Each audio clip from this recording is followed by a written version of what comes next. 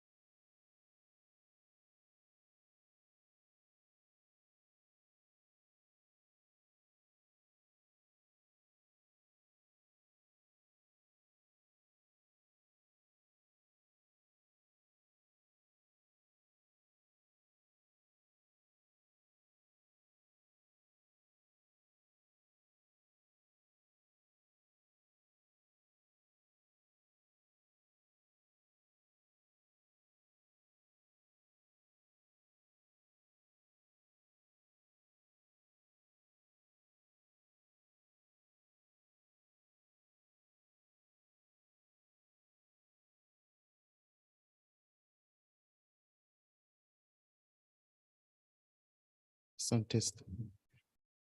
Good evening, ladies and gentlemen. Thank you for joining us this afternoon from your busy schedule. We will be beginning the program proper at around 6 while we await the arrival of the Honorable Minister. So in the meantime, you can chat, stand up, have a tour of the campus. It's raining outside, and you can come back in right before 6 with the arrival of the Minister. And as the Minister arrives, kind request if you can all be upstanding to welcome the arrival of the ministers and the esteemed panelists. Thank you.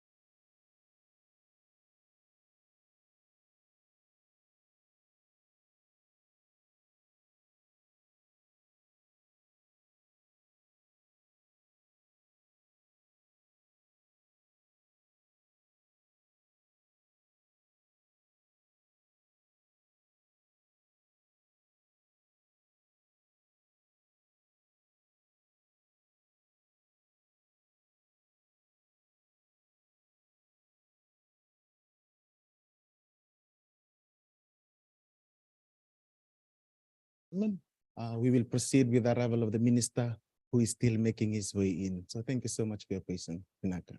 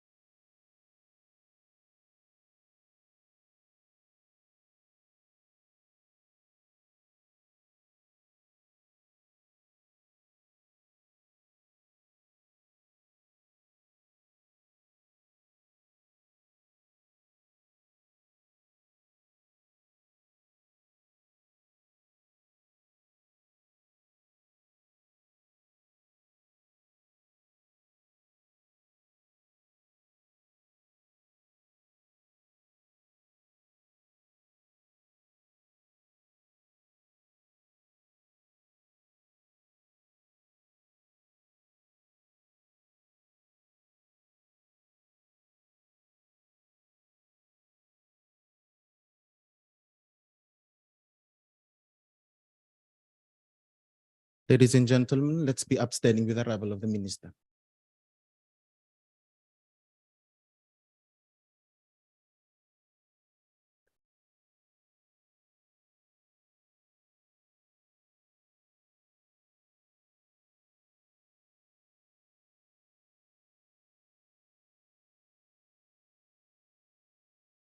Thank you very much, ladies and gentlemen. You may be seated.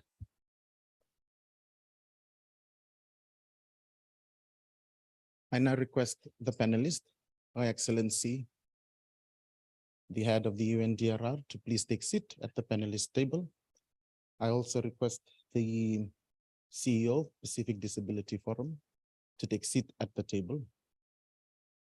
And also the Secretary General of Tuvalu to take seat at the table, and also the representative from SPC.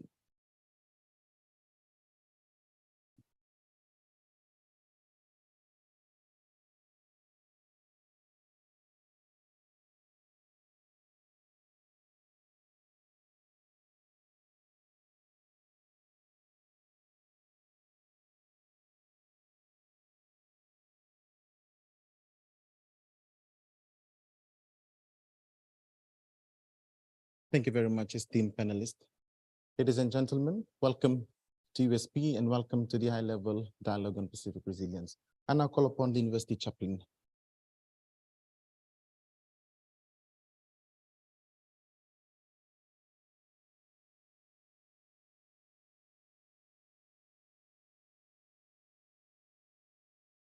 Greetings, everyone. I greet you all in the good name of our Lord, and we are grateful that we are here today on this high-level Pacific Resilient meeting. Indeed, it is always of great joy when the people who are crafted with wisdom from above meet, because truly, I believe within each and every individual, there is something great reserved for us as we gather here today. Before we go down into a time of prayer, I just want to remind us on a passage from the book of Principle, or the book of life, whereby Paul wrote in 2 Corinthians 12:9, he reads, "My grace is sufficient for you, my power is made perfect in our weaknesses." So friends, every weaknesses we have is an opportunity for God to show his strength in our life and in what we do. I now invite us to come together in prayer, and please let us pray. Our Father, our Lord, our God, Almighty. We thank you for being with us. We thank you for your love and for your mercy. Each one that present here today is unique, specific, and different, and are called by God, by you, our God. It is a blessing to be with our Maker, our original. We are blessed by your design and talent and gifting. Thank you, Lord, for this high-level meeting for resilience, God. We believe in you, God, that you have something good, better, something amazing that will not only satisfy us, but bring us together to better our future. God, we pray for your power to transform us by renewing our mind, our heart, our soul.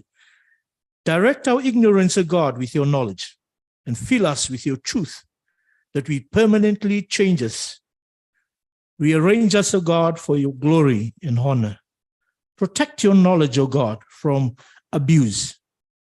Help us, O God, to do and to know what we are going to do about resilience, O God, in terms of what we are going to meet, in terms, O God, of what we are going to share today, and how to do it, and why we are doing this, O God.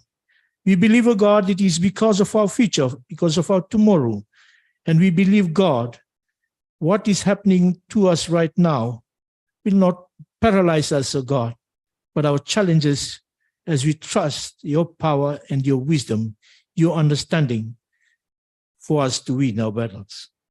Grant us wisdom to stand firm. Help us embrace your grace on threats of economic, climate change, health, environment, weather patterns, O God, the cost of living, their different dimensions, O God. Please help us to develop strategic framework and deliver, coordinate our indicators, O God, so that we can monitor it, O God, sensibly. God, our Pacific is vulnerable, O God, exposed to geographical dangers. As Pacific people, O God, our ocean is our surroundings. It brings us, O God, food and transportation and our livelihood, but always in your hand, O God. Help us to make our development more resilient. Solidify our unity as Pacific community to overcome through godly wisdom that brings light to our hope for our people, even our disabled people, the vulnerable, O God, the marginalized. Endue us with your perseverance so that we can fortify to endure, so we may find solace among our Pacific minds. In your boundless mercy, God, deliver us from our fears and restore our hope within a fragile spirit. Let the stillness of your voice empower our spirit, unwaveringly strengthen us in unity with you. Help us to conquer life changes, O God, to fulfill your purpose on earth. In your name we pray. Amen.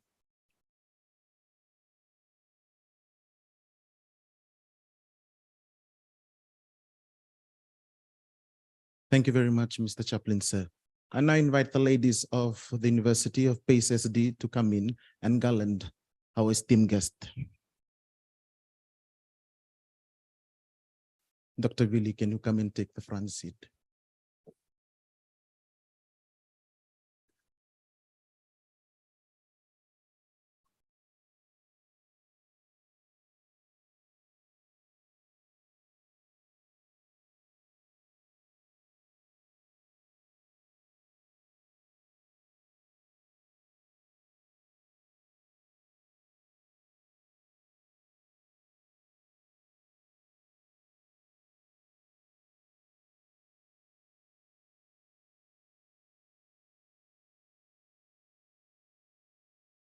Thank you very much, ladies. Can you give a round of applause, please?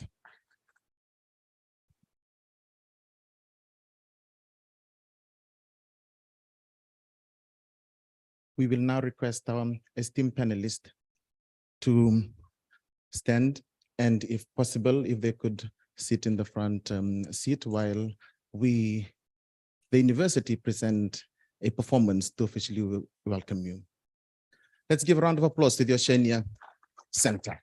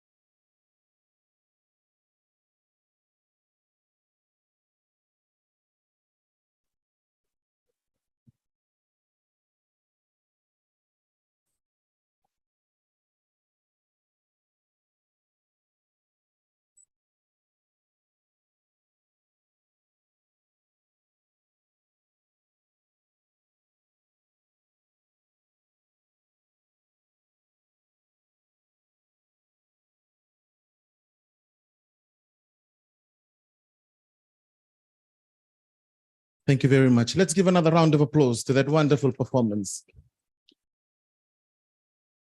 Thank you, ladies and gentlemen. I'll now request our esteemed panelists if they can make their way back to the table. Our apologies that USP is promoting healthy living, so we'll constantly stand and move this evening. Apologies, Your Excellency.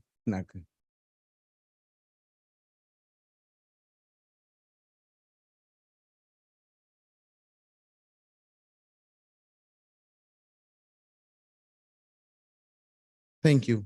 I now have the honor and the privilege to invite the Deputy Vice Chancellor, Vice President, Regional Campus and Global Engagement, Dr. Giulio Paunga, to officially welcome us this evening.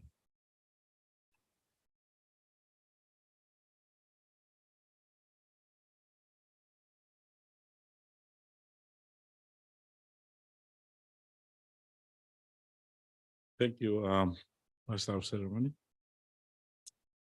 And as you know, don't look at me like that because otherwise I'm going to be too shy. And I'm a very shy person. So, but anyway, it's always very difficult, as you know, when we are in the Pacific, when we start with a wonderful dance and beautiful people like that, you know, I mean, kind of shake us. But it's also a very good start for the beginning of very important functions. A questa fona, Honorable Sakeasi Raisevu Titoka, Minister for Rural and Marine Development and Disaster Management of the Government of the Republic of Fiji. Her Excellency, Mami Mr. Jury, the Special Representative of the United Nations, Secretary General for Disaster Risk Reduction, and head of the UN, TWR. Her Excellency Gabrielle Emery, head of the Pacific Sub-Regional Office of the UN, TWR. Also like to acknowledge Marco Toscano-Volta, the chief of the Regional Office for Asia and the Pacific. Honorable ministers, senior government officials, Reverend Penny, our most esteemed panelists, members of the USP staff, Dr. and Professor Holland, Director of the PSST, our staff and students and alumni. And also I recognize here one of our colleagues, lost colleague that was here with us, Willie. I didn't know you're still alive, but glad that, thankful for the organizers to have this today so that we'll be able to see. And we thought we lost you to the University of Melbourne.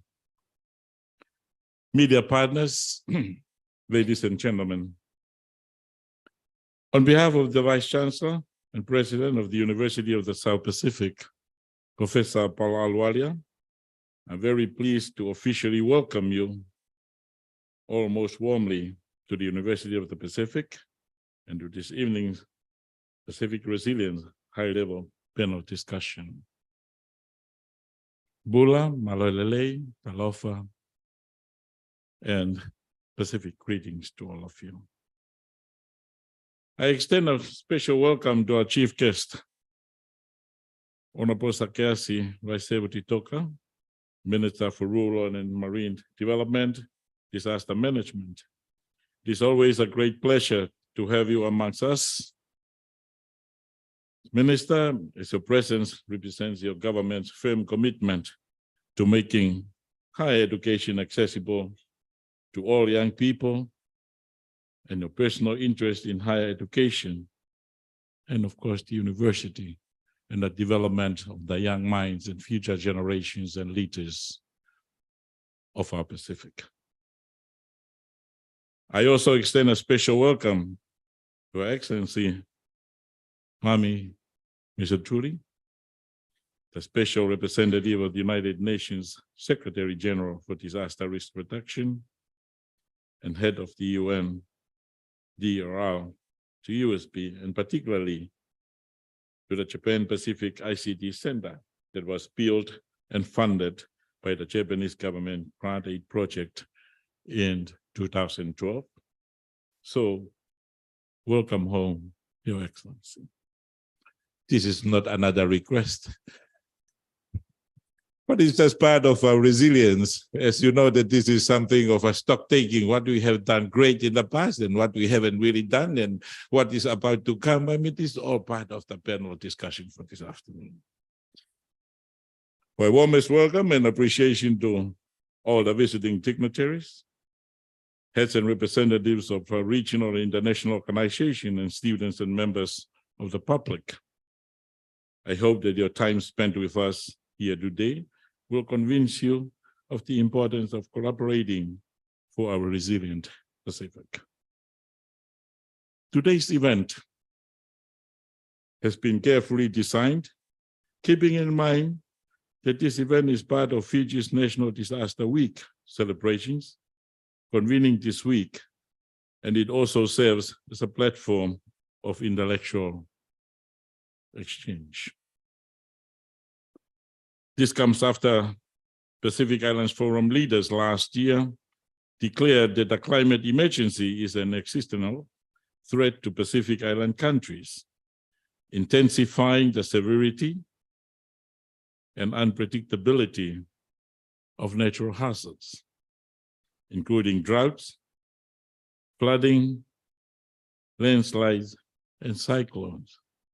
And not to forget, when I woke up this morning and I came to work, the first thing when I opened the thing was a warning letter from my campus director from Tonga. I opened it and said, it's a national warning to all the population of the Kingdom of Tonga that the volcano is still alive. In the past 48 hours, it's more than twice that it has exploded. So those that are sailing around this area, please try not to come close, about 40 kilometers around. So what you witnessed a couple of years ago, or a year and a half ago, with that big volcanic eruption, is not going away. It's still coming back.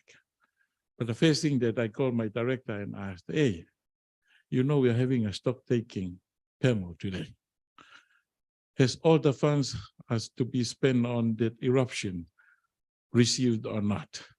Because we will be, if it is not, I will have to request to make sure that the kingdom is well covered with disaster risk assessments. The meeting last year also focused on disaster and climate resilience investments as essential actions that are urgently needed in the Pacific.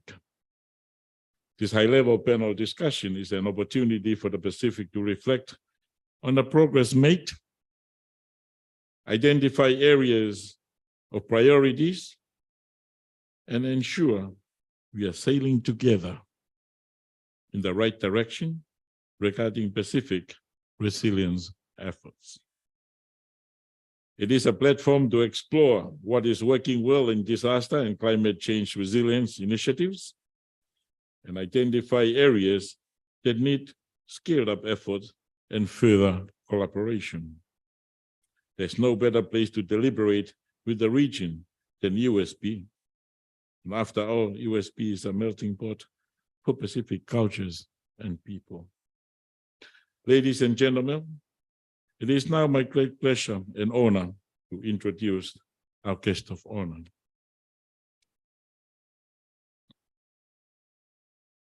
Honorable Sakiasi Raisevati Toka is the Minister of the Rural and Maritime Development and Disaster Management, the government of Fiji. He has over 35 years of work experience, gained primarily through the last 2 years in the position of General Secretary of the People's Alliance. 11 years as an international civil servant, the team leader at the Pacific Islands Forum Secretariat. As a commissioned officer of the Fiji Military Forces and a civil servant in the Fiji Republic Service. He is married with 6 children. He holds a master's in commerce, majoring in management and public administration, and also attained military staff and tactics courses and junior staff officers course with the Fiji Military Forces. Honorable Titoka brings with him a wealth of knowledge and experience in management and public administration, and looking forward to serving the people of Fiji. Excellencies, ladies and gentlemen, as we can see, our chief guest has a most distinguished career in military, public and international service, and it is a distinct pleasure and honor for me now to invite him to address us. Binakavakalek, Tanyabat, and thank you.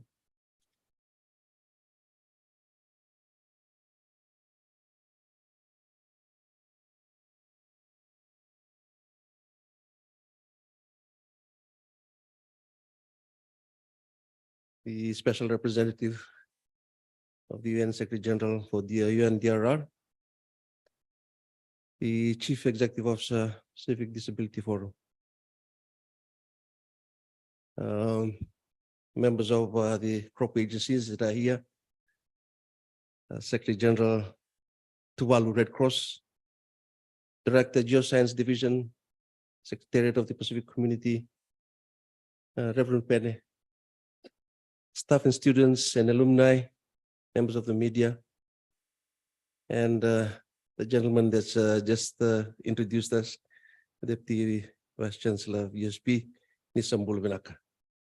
I'm deeply honored to stand before you today at this Fiji Climate Emergency Seminar, a gathering that underscores the urgency and gravity of the environmental crisis we face.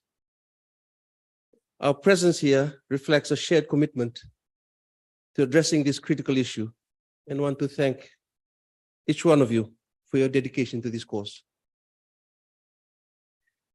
Fiji, like many island nations, faces the brunt of climate change impacts with unparalleled severity. Rising sea levels, extreme weather events, and ocean acidification threatens our livelihoods, our culture, and our very existence.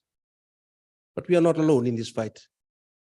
We are part of a global community that acknowledges the climate emergency, and we are taking steps to mitigate its impacts and adapt to the changes that are already occurring. Today, I would like to emphasize the importance of seminars like this, where experts, policymakers, scientists, and advocates come together to share knowledge, experiences, and insights. It is through collaboration and shared expertise that we can develop innovative, proactive solutions to combat the climate crisis.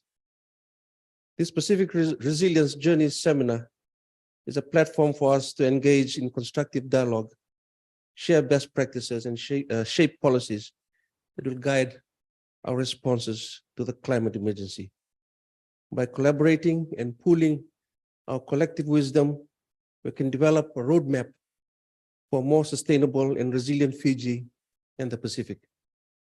We must also recognize that the climate emergency is not just an environmental issue, but a complex challenge that intersects with various aspects of our society, economy, and culture. Therefore, our response must be holistic, addressing not only environmental conservation, but also social and economic aspects of climate resilience. In the face of the climate emergency, we need to accelerate our efforts in renewable energy adoption, reforestation, sustainable climate-smart agriculture, and climate-resilient infrastructure. These efforts will not only reduce our carbon footprint, but also ensure the well-being and prosperity of our communities, as well as reducing inequalities. Some actions government has taken to address some of these issues are reviewing of Fiji's building code, developing our first national emergency response team, and upskilling of first responders, the Fiji Electrification Funds. The initiative focuses on supporting communities in Fiji by providing them with access to electricity through the Fiji Electrification Fund, which helps roll out solar mini grids in villages that currently lack access to the national power grid. Phase 1 of the Fiji Electrification Fund, funded by the Leonardo DiCaprio Foundation, successfully electrified 47 households on Vio Island. Phase 2 is currently ongoing with support from the UK government. Additionally, the program aims to promote the use of electric vehicles and develop the necessary infrastructure and mechanisms to facilitate the adoption of this emerging renewable technology. Fiji is investing into climate-proofing Fiji's main roads and key arterial routes by raising these roads and main bridges to above current floodwater levels, which are all part of these efforts. Fiji's National Adaptation Plan encompasses 160 critical objectives spanning 10 sectors to integrate climate change adaptation initiatives. The National Climate Finance Strategy further delineates the priorities for adaptation and mitigation that should be funded through climate finance. Fiji has also established a National Adaptation Plan costing methodology for comparative budget assessments of various adaptation measures. Moreover, the Ministry of Finance, with support from the ADB, has initiated a budget tagging process to assess disaster risk reduction and climate change risks in public sector investment program. Submissions from ministries collaborating with 4 core ministries. Mainstreaming disaster risk reduction under the Fiji National Disaster Risk Reduction Policy is progressing well. The objective of the policy is to create a safer and more resilient nation that can better withstand the challenges posed by natural and human-induced disasters.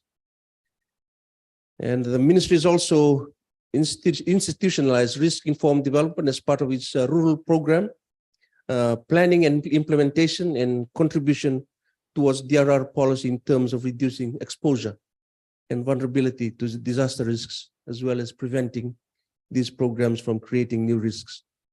Ladies and gentlemen, government is committed to enhancing its public services, which includes actively participating in climate education and awareness programs.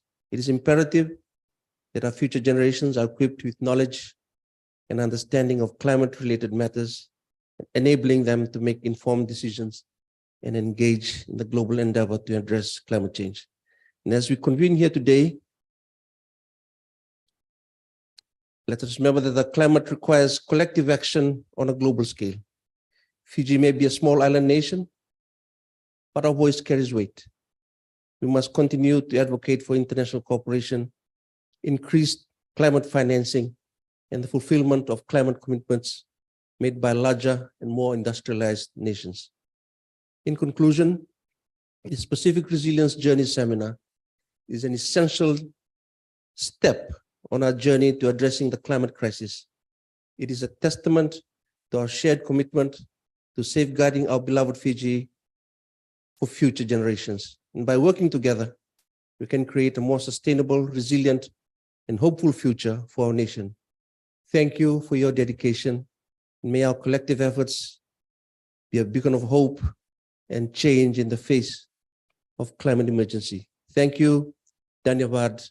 Minasa Valim.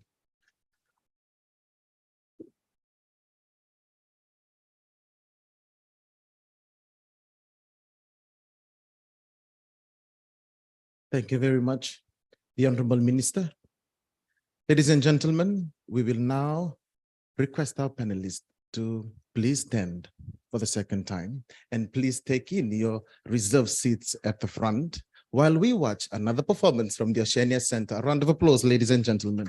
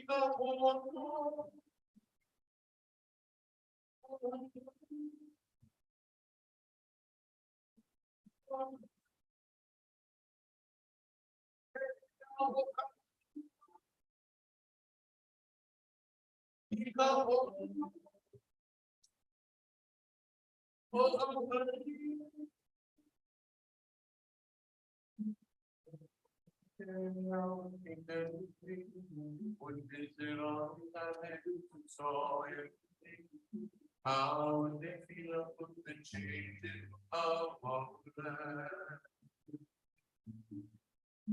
Would you just imagine they were out and saw I please on the favorite crowd? How would they feel about this smart city life? Here's the come from each other's lives, and they would start to realize that our world will be great, great danger now. Oh.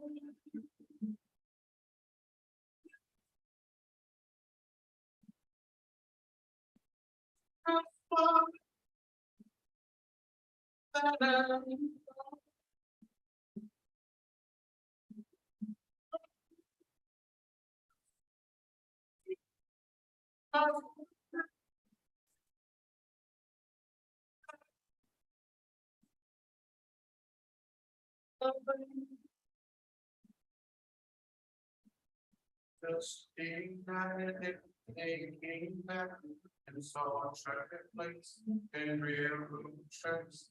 How did they feel about this one city life? Tears would come from each other's eyes, and they would start to realize that our land is in great danger now. All the fighting that the king had done, the conqueror of the land now is going to be here. How would he feel if he saw a lady? Oh,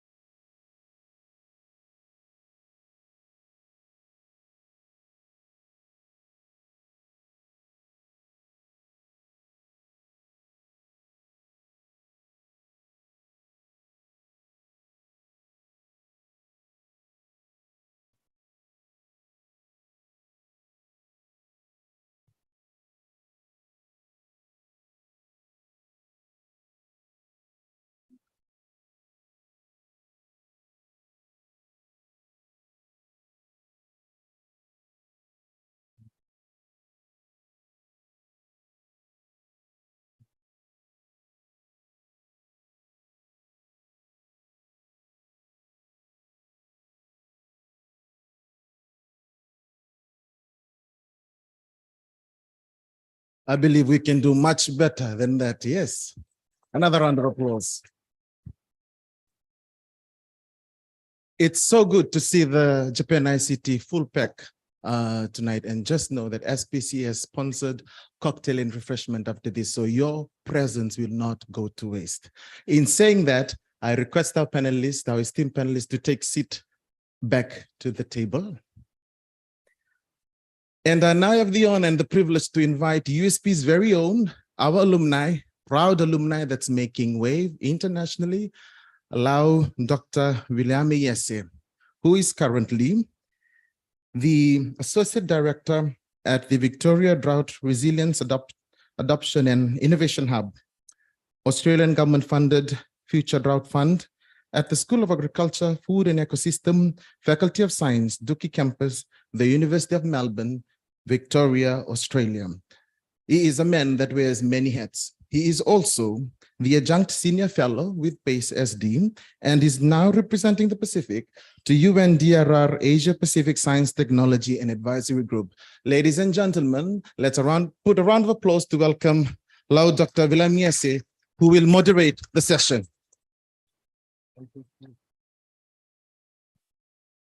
Ooh, yay. Well, thank you very much, MC. Wow. I remember when I was sitting up there as a student. I remember when I was standing here as a lecturer. And now I remember myself standing here just as Willie. It's very interesting. When the director of NDMO Fiji, Vasiti Soko, approached me to be the chief referee of the national simulation exercise that is happening now. That's why you see I'm sunburnt, because we got evacuated this morning and it was really hot.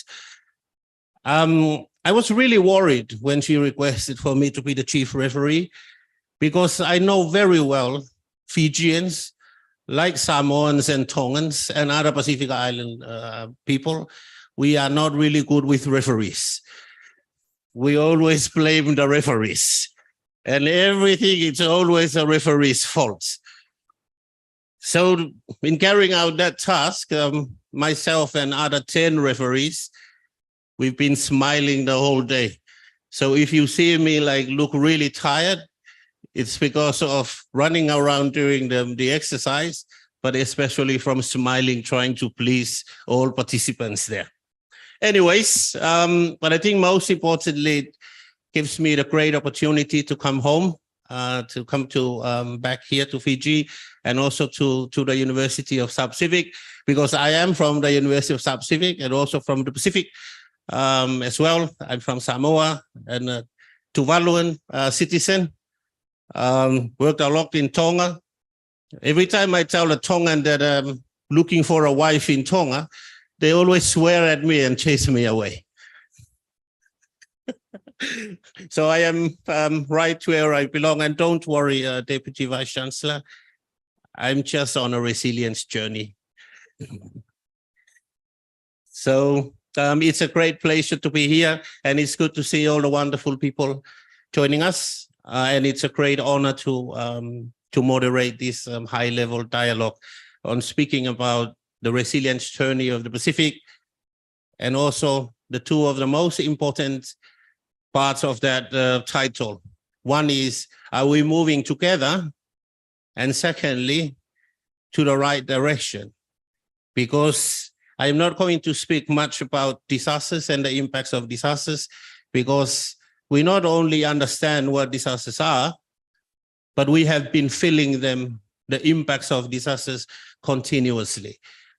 And I always say that we have shifted from a boxing match to a mixed martial arts type of facing with these multiple hazards. Because we come from when we get knocked down, we get counted 1, 2, 3 to 10. When the referee champion counted, then you have the opportunity, the communities had the opportunity to recover. But now you look for the hands, but then you get the kick. And then you get the hands, you get the forehead, and then you fall down, you continue to get the kicks. For those of you who think that I'm a mixed martial arts person, I'm just a mixed martial arts referee. And I think it's very important to understand that that analogy is very true. And we always say we're always in a recovery mode. So the two important things to talk about during this high-level dialogue is, one, are we moving together? And when we say together, what do we mean by together? How far are we going, or how close are we? And then to the right direction. Who defines the right direction? And to who is the right direction? Because we are operating in a very complex reality, and there are a lot of agencies. And we know that we always say that more hands, it causes some damage. But for us Samoans, we know that the more hands, it makes all the burdens light. So let's see what will happen based on the reflections and sharing of the expertise of our panelists. So colleagues, Pacific family, put your hands together to welcome our panelists.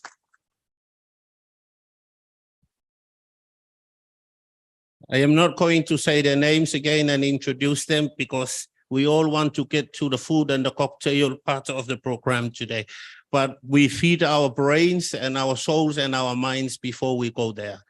So it's very important. Now, I think this is the plan for our session today. I will just give the panelists about 5 minutes each, or 3 minutes each, just to provide some reflections based on some areas I will ask. And then we'll give the president of the Pacific Center for Environment Sustainable Development, Graduate Students Association, few minutes to share her own thoughts about things. Then we open the the questions and answers time for all of you here. And if I give you the time to ask your question, you make it very, very, very, very short. So that is our game plan for today.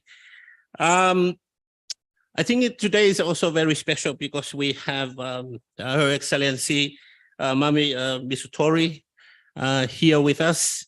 Ma'am, I have read a lot of reports and I saw your name on them, but I am very proud and very happy finally. I see you in person. I will shake your hand after this session, but most importantly is to ask you a question. Ma'am, so welcome to your Spirit to the Pacific once again. And we all know that the implementation of the Sendai framework is going through midway now, and there has been a stock take of a lot of actions happening and alignment of the Pacific for us to know that, as I was mentioned earlier, we're not sailing alone, we are not traveling alone, but just could you please share some reflections of where we are with the Pacific Islands in terms of implementation of the framework, and especially whether we are traveling with other countries in the world or we are far ahead. Because, ma'am, for us in the Pacific, we like to be ahead all the times. So, and any other key lessons and where we are heading for the next a few more years, ma'am. Thank you very much, Doctor, for the question and for entertaining us. And I think, we have this obligation of not being boring so that, we can keep up with you. So you asked two questions, right? Are we going to the right direction? Are we doing it together? And where's the Pacific? So I'd like to share with you that we have a global consensus right now on where we want to go. And this is owned by the Pacific as well. You mentioned the midterm review of the Sendai framework. This year is the middle of 2015 and 2030. All the what we call the 2030 agenda have arrived at the midterm. And actually, the whole world is not doing very well, and none of them, unfortunately. Agenda 2030, Sustainable Development Goals, Paris Climate Agreement, Sendai Framework for Disaster Risk Reduction. And there is where we are. So I must say that, we need to go to the right direction, which is in the political declaration of the midterm review. What are the recommendations from it? What are the directions that have been diagnosed? We have to have better governance of risk management. You have a wonderful minister here for disaster management. You have a wonderful director in Basiti Soko, but don't ask for them to do the job alone. This is a whole of government endeavor, and this is a whole of society endeavor, and many governments are not still doing it.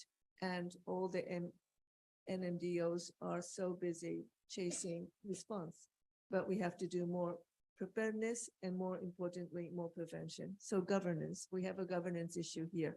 Talking about governance, we have to have better localization. So governance at the local level is not going well either. Many local cities, municipalities, provinces, they are struggling as first responders, but also as first point of prevention, but they do not have resources. They need to have more resources. They need to have more human resources, financial resources. So localization is important. Importantly, we are not doing good in financing. And of course, we know that climate financing is not being very accessible nor enough, but same with, and even more perhaps with disaster risk reduction, because there is not a dedicated facility for it. International cooperation is very low for prevention, and also in the national budgets. On average, governments do not put money into their budget for prevention. So governance and financing are two things that we need to do much better. Data, we always talk about data, but there's a reason, because we're not doing well here either. We need more disaggregated data. We need more data that can inform our policies so that they are risk informed and they are evidence based. And this is something, again, that should not be confined to the disaster management minister, but it needs the whole of government, whole of society endeavor. inclusivity. I'm very glad that we are here today with panelists who can talk about inclusivity, because we always say leave no one behind, but we are leaving many people behind. Gender equality, bringing in persons of disability, bringing these people to the table so that their voices are heard and listened to and implemented, not only being protected. This is not what we're doing enough. And as a result, disasters disproportionately affect these people. One more thing in terms of direction, we need to have more synergy in the global agenda, but not only at the global, but the regional and the national. What do I mean? SDG, climate, disaster risk reduction, biodiversity loss, environmental degradation. We have frameworks for all of this. Are we trying to implement all these separately? That cannot be the case, because as the minister mentioned in his opening keynote, that many of these are risk drivers: poverty, inequality, biodiversity loss, environmental degradation, and of course, the climate emergency. So if we do not tackle all of this together and ultimately prevent better with Sendai framework as a roadmap, we cannot have a sustainable future. And then together, so who are the actors? Of course, the government needs to be in the driving seat. This is very important, but we have a very important role of the academia and scientific and technological community because of the evidence that we need. We need the regional organizations. And again, I'm very happy to be here with Rhonda, because disasters do not respect borders. Global, national, local important, but regional is important. And here in the Pacific, you have the structure, you have the mechanism, and that is very important. And the mechanism is working and will be enhanced.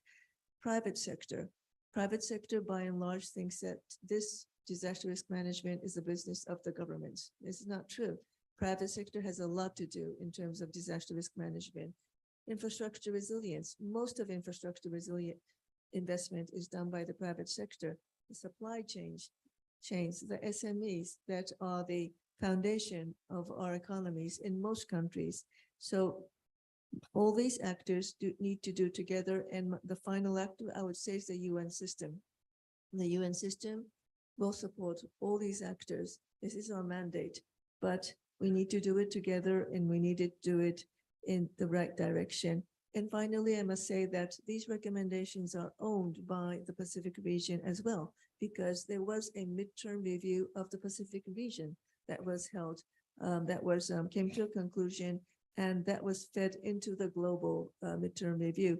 And in addition to a overall midterm review, you looked into the gender aspect, the disability aspect, the local aspect, indigenous and traditional knowledge, and infrastructure. So yes, you are well, the midterm review process global is very well owned by the region. And I'm not going to say whether you're ahead or behind or average, because at the end of the day, we have to do it all together. We know that the whole world is connected. If the world doesn't do well, the region will suffer. If the region doesn't do well, the global will suffer. So we are all in this together. And I'm delighted that we are talking about this today. Thank you very much. Thank you. Thank you very much, Your Excellency. So wonderful remarks and very good reminders for all of us. And I really like what you said at the end. He said, we are all in this together. And thank you for laying down the platform for the rest of the speakers, because you have brought up better governance as a very important learning or part of the recommendations. And we have been working for many years trying to improve our governance. And it's always been the central focus as well of our regional level, national level, as also at the community level. I'm saying that I was just saying Oyeweka because I was running around during the evacuation. But there have been a lot of great successes as well and progress that have been made in the Pacific. And that will lead me to the second part, just to invite our the director, Rhonda. She's a great friend of mine and also a mentor, been working closely together in the Pacific Resilience Partnership. Really respect your leadership as well. And Her Excellency spoke about this better governance in some of these, like the need for data, as well as the need for financing. And these are some of the great activities our region has been doing for the past years. And they're also reflected in a lot of our regional strategies and some of the goals in the framework for resilient developments that is going through review now as well. So, ma'am, just could you please reflect as well on the first, especially in the integration, because when we're talking about moving together, we expect to move together because our Pacific region, thanks for your leadership and a lot of other colleagues in the room, we did that framework and we're like really unique in the world because we develop a framework and bring together climate change and also disaster risk, climate change adaptation and disaster risk reduction because of that high level recognition of all of them, the overlaps and the synergies that are there. But ma'am, could you please comment of whether we are together on this and whether we are moving well on this, and especially what's coming next to improve any of our alignment to bring our lost canoes together. Over to you, ma'am. Thank you. Pinaka, moderator extraordinaire. And good evening, everyone, all protocol observed. It's been a busy month and it's always nice to come back to USP as a USP alum. I've often been on that side of the room, sometimes doing this side of the room as well, but it's really nice to come back. So to answer your question, are we moving together and are we moving in the right direction insofar as some of the things we've been guided by are concerned? There are a few things I perhaps would like to mention in this regard. Last week as Pacific Resilience Partners, we co-convened the Pacific Resilience Meeting. The Pacific Resilience Meeting is part of the governance mechanism under the framework for resilient development in the Pacific, the framework that you spoke about earlier, Dr. Vili. It is the first in the world where we as a Pacific community have brought together the climate change agenda and the disaster risk reduction agenda, and we're leading the world in this regard. The Pacific Resilience Meeting brought together practitioners from across the resilience space to continue to share results and learnings from implementing interventions around the impacts of climate change and disaster. And it's been a really great experience for those of us who have been part of that. We also celebrated International Day for Disaster Risk Reduction last Friday in and across the Pacific as part of the Pacific Resilience Meeting involving 15 national hubs. And I speak to these things as a demonstration of the integration work that we're continuing to try to stay true to as part of the intentions of bringing these two agendas together. And so these are just some examples and demonstrations of that. In and alongside that, the Fiji government launched the National Disaster Awareness Week, where we brought the national counterparts together with the regional counterparts to share that learning as well. But I'd like to acknowledge the efforts of your ministry, Honorable Minister, and the efforts of the National Disaster Management Office and Director Vasiti, who's here with us as well, and her team. This week, a series of events are continuing, including this one.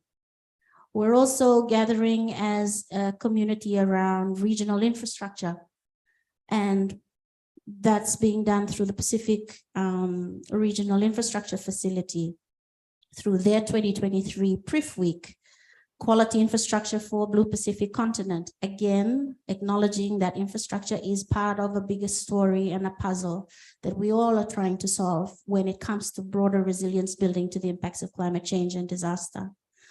We had a Talanoa yesterday in that space. So we're all part of this resilience journey together. The narrative of sailing the vaka, sailing the boat. I don't often like to use those sort of metaphors and narratives. For those people who do know me, I'm a scientist at heart. I like hard data and science, but I've come to value it a lot more. So these opportunities for collaboration extend beyond just the convening of these meetings. As part of the convenings and the sharing, we've learned to adopt innovative approaches when designing and implementing projects and programs, working in and alongside our country counterparts and partners, because we all need to maximize the limited resources we do have. How do we make the best use of it more effectively? And the power of partnerships is really important in that regard. But are we sailing in the right direction? Are we doing the right things in the right places? And what is there that guides us as a Pacific region, as I sit here representing regional organizations like ourselves at the Pacific Community, the Pacific Islands Forum Secretariat, our partner agencies, SPREP, USP, are we moving in the right direction? And there are a few things that give us these signposts. The endorsement in 2006 by our leaders of the FRDP is one. The Pacific Resilience Partnership is another. And all the work that surrounds these two efforts that we undertake within the region. A midterm review of the FRDP is currently being undertaken in a similar way that the Sendai review is happening. And we are hoping the mutually reinforcing learnings across those two initiatives are going to guide us even further. We've often talked about coherence and collaboration. FRDP has been key to allowing us and enabling us to bring some level of coherence around our collective efforts. And the partnerships established within that, including technical working groups that deal with things like risk financing, resilient infrastructure, communications, for example, are those opportunities. And finally, just to acknowledge that for the very first time, we held our Pacific Disaster Risk Reduction Ministers meeting after several years of being asked to do this, and the amount of multiple hazards we've experienced in the Pacific. For the very first time, we held our ministerial meeting.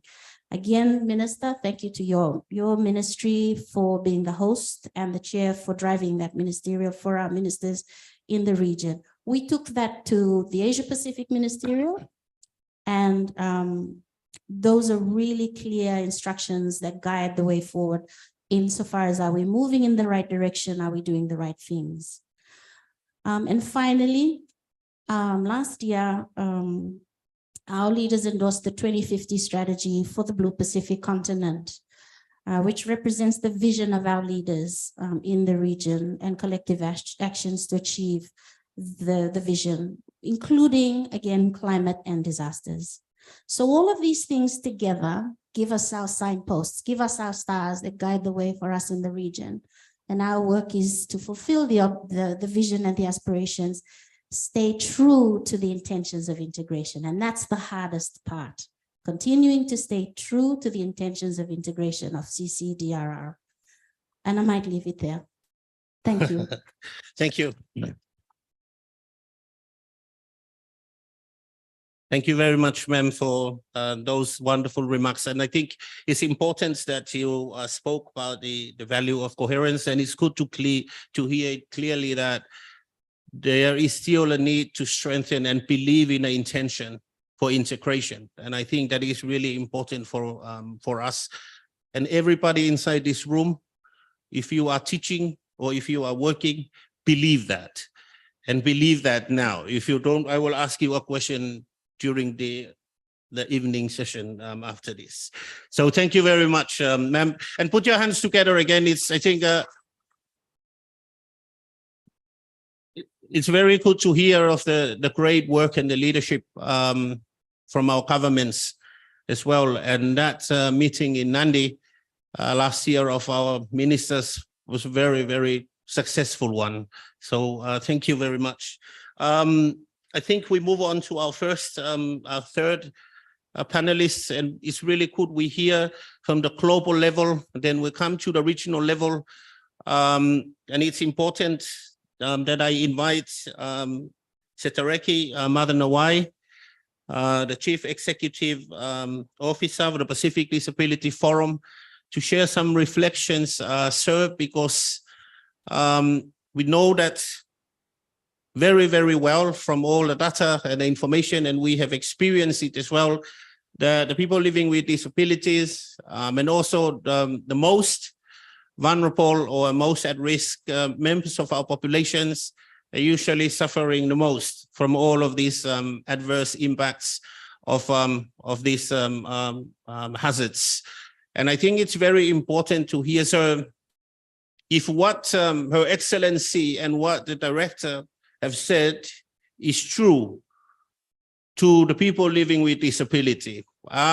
We going together with the living people living with disability, or do you feel that you are left behind?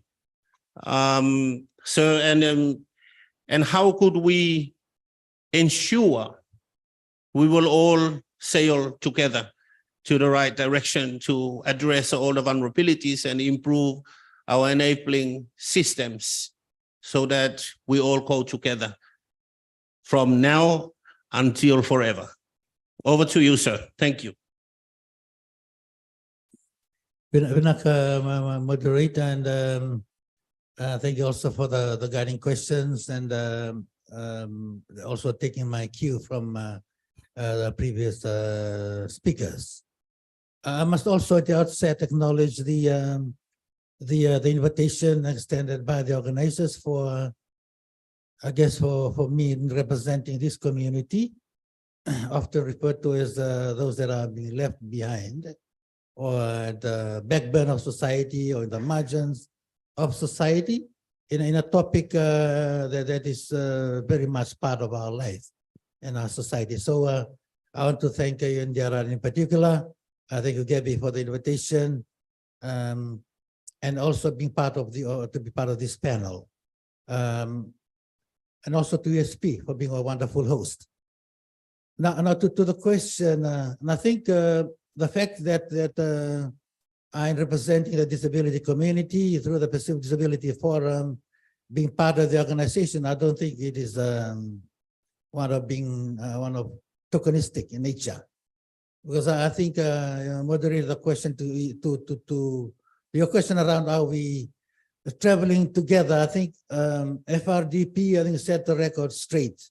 When that was being developed, I was in that room years ago, and that was being discussed to make sure that person with disabilities are part of the joint strategy on climate change and DRR.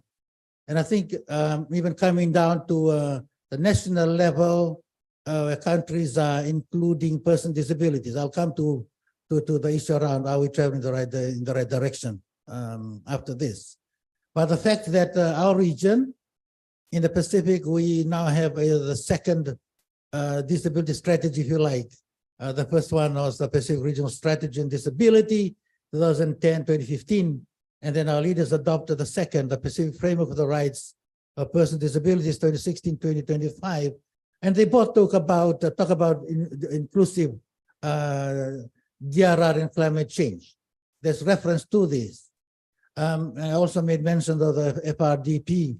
But then if I take it upwards globally, where we have also the Sendai framework, also thank Yandiara for bringing me to that space also, along with other advocates, ensure that the Sendai framework is also disability inclusive. But then we're also guided by the UN Convention on the Rights of Persons with Disabilities, that most of our countries, except one, all of our countries except one, has ratified. The country that hasn't ratified, but has signed. So at the policy level,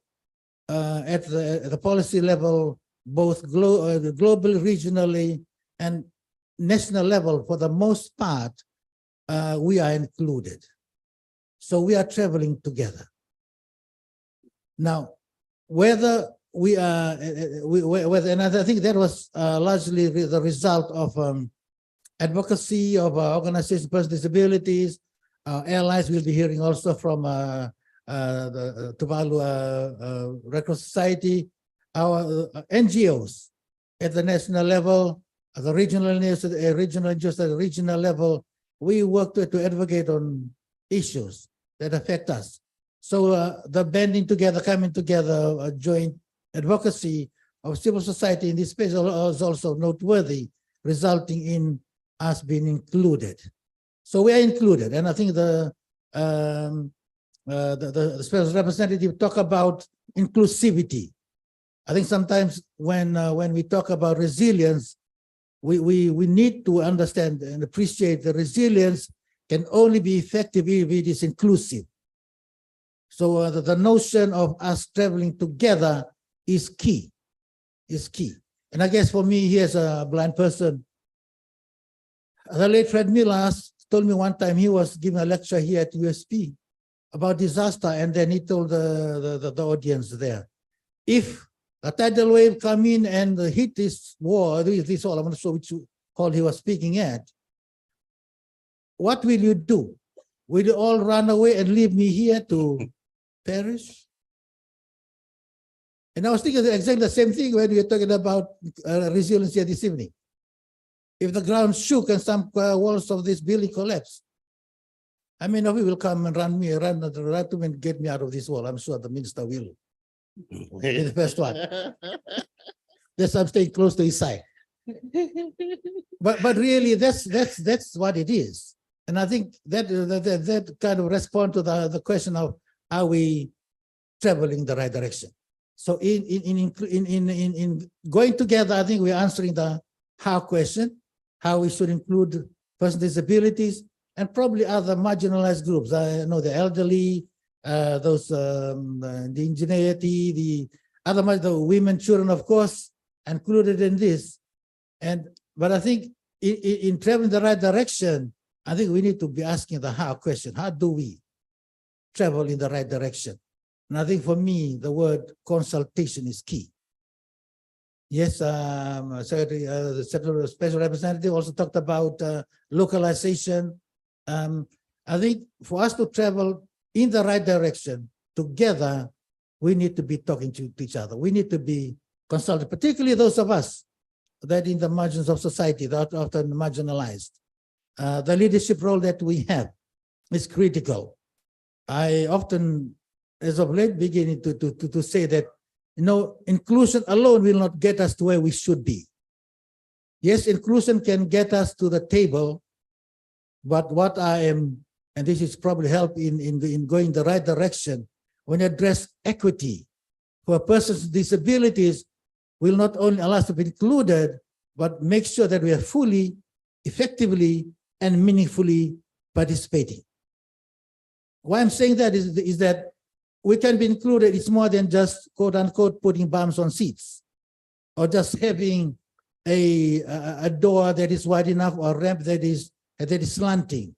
It needs to be of the right gradient and the right width. And I think for inclusion to be effective and to work, there's something that we are, and I want to acknowledge also the 2050 strategy, the Blue Pacific Continent process, for including in the people-centered development, the reference to preconditions to inclusion. And there are 6, and I just want to focus on one, on accessibility. Right, so yes, it's more than just being included. We need to have more, just like, for example, for settings like this. I came in here with my work colleague and my grandson and a white cane, assistive device to help me navigate the spaces. So, and these things, this precondition to inclusion, sometimes do come at a cost. And sometimes when things become costly,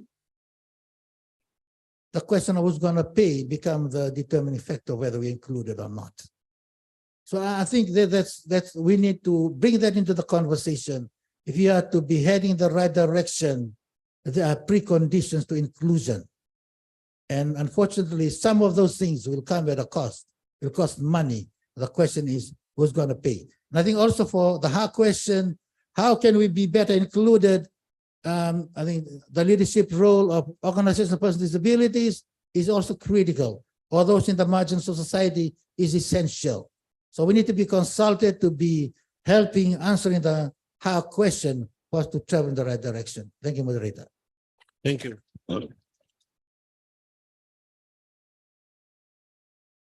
Yeah, thank you very much for those powerful remarks.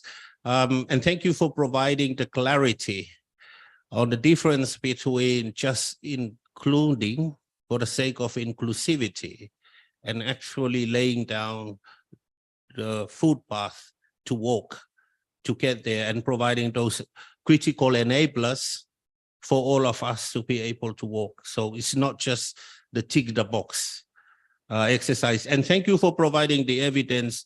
Now I believe Rhonda and Her Excellency. So it's all connected up to the Sendai and also the frameworks. So thank you very much, sir, for that. And I think that's really important, because you also spoke about the localization.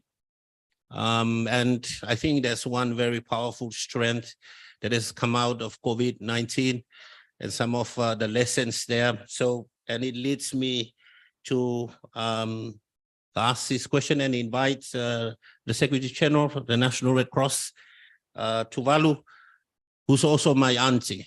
So we are all in the disaster risk management family together.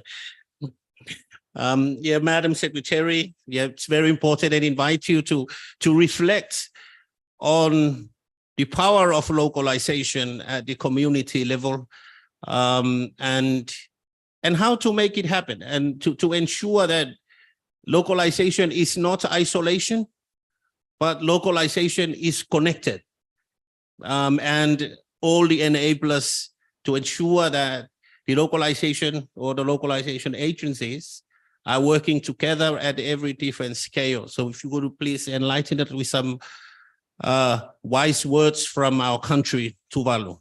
Over to you, ma'am.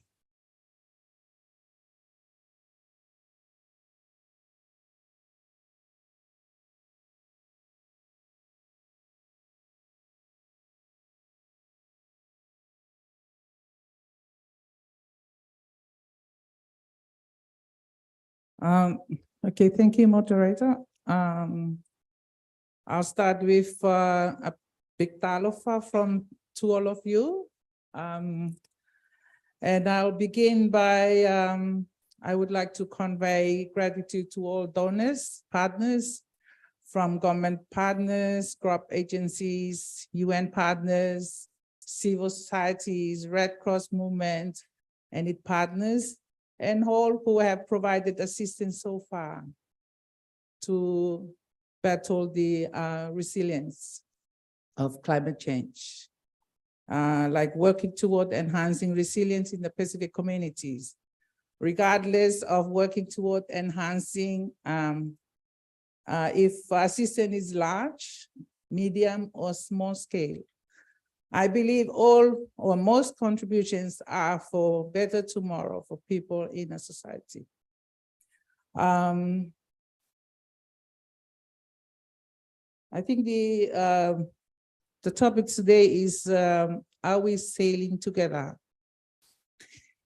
in the right direction? So I think I'll start with the, are we sailing together? I think my neighbor, the gentleman on my side, I support him, like, we are sailing together in some areas. But for resilience, yes, the Pacific, we are sailing together. A perfect example of it is the exercise carried out today at Albert Park. Other Pacific islands, including Australia and New Zealand, were invited or involved in this peer-to-peer exchange session. So we see we have similarities in our risk hazard events. However, we may be different with condition of exposure, vulnerability, and capacity. Therefore, partnership should be an element of resilient journey. And I'll continue with some areas we can work together. Second part is, are we in the right direction? Sailing together in the right direction. I still put it as a question mark, the right direction.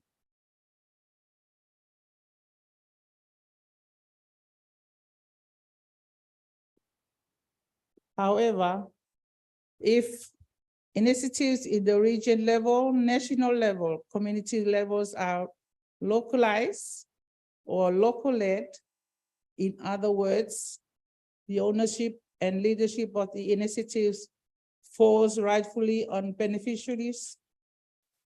It's their own. They know its value added, and they will maintain it with whatever resources they have, and sustainability of the initiatives evolved. So referring to Tuvalu, how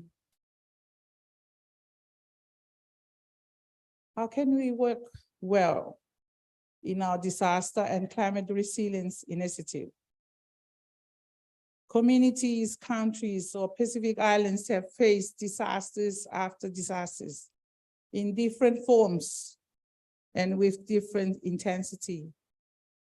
Initiatives that believe to work well are initiatives generated from lessons learned and experienced during disaster in all levels.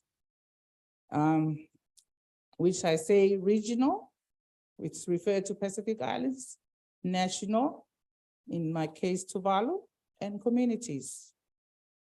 Some Pacific Islands, Vanuatu faced 2 cyclones in the beginning of this year. Tonga, a volcanic eruption followed by a tsunami. Tuvalu faced a long drought in 2022. And after 6 months, the government declared a state of emergency.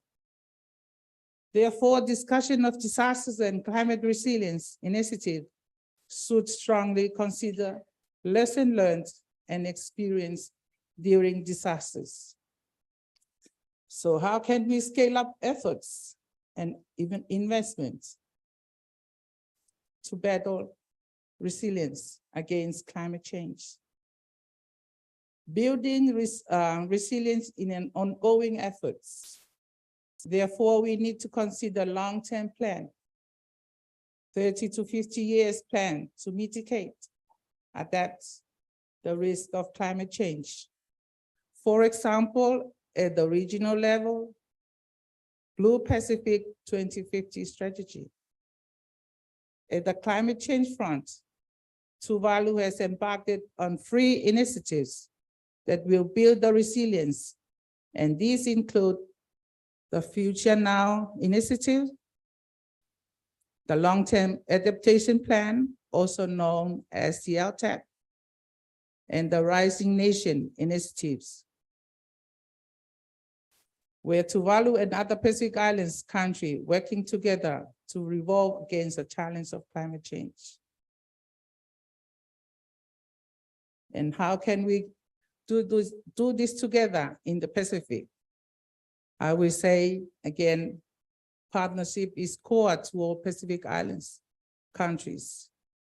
The need to continue to work together in partnership at the community level, national level, regional level, and international level. Pacific Islands are forefront of climate change disaster. Therefore, partnership is a must at all levels in the Pacific. We must focus on solution-based initiatives, strive to address climate change, and it's important. And it is important that this country have their own national initiatives that contribute to building of resilience in the Pacific at the regional levels. The ownership and drive of our own resilience building and development has to start from home, or from our home, communities, and countries, and to accelerate actions, investment to ensure thriving and resilient Pacific future, the importance of smart partnership and long-term planning to build resilience and address climate change. The readiness capacity within our nation institution to drive development and then to absorb the opportunity of development cooperation from our partners. For example, in Tuvalu, we have Tuvalu Survival Fund, which was set up to provide funding support to people who are affected by natural disasters. The focus on solution-based initiative is key to accelerate actions and investment to address climate change and build our resilience.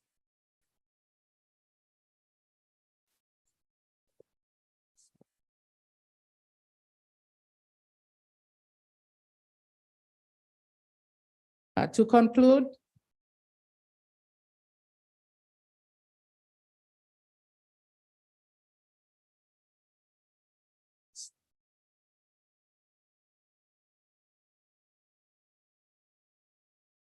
so are we in the right direction? What I have shared before, if we are considered initiatives in the region level, national level, community levels are localized or locally led. In other words, ownership and leadership of the initiative falls rightfully on beneficiaries. I would say, of course, actors and actresses of Pacific Resilience Journey. Yes, we are sailing together in the right direction. Thank you.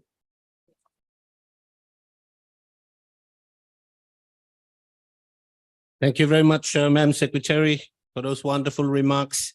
And thank you for reminding us. I like the mention of the solution focus, because we do have a lot of problems and we also have a lot of issues, but we are also very brave people. As we know that from all our journeys as navigators, our forefathers, foremothers face all different types of waves, storms. They face a lot of challenges, but they also stood up and faced those challenges head on. And those solutions, the solution-focused approach there, ma'am, is really important. And I think it all starts from home. And thank you for promoting and bringing forth the message of ownership. Is that the thing that is really critical for us? So just think of a question now, but before I move on to the question, we'll have to give a few minutes to the president of the BASESD, Graduate Students Association. He's a champion as well. And then we'll open to the questions, and we will let the Honorable Minister respond to those questions first in the next round. I'm also happy that my auntie, the Secretary General of the National Red Cross, spoke about the exercise we're doing, because it really shows this connectedness, different agencies coming together and work together to play their parts in order to improving resilience and improving the emergency response system to tsunami and earthquake. So while we were doing that, it was really emotional, because my village from Samoa, I'm from Lepa.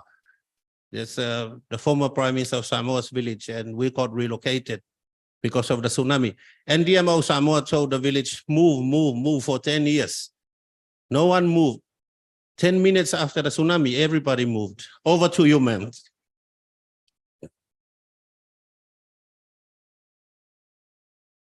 So put your hands together for the president.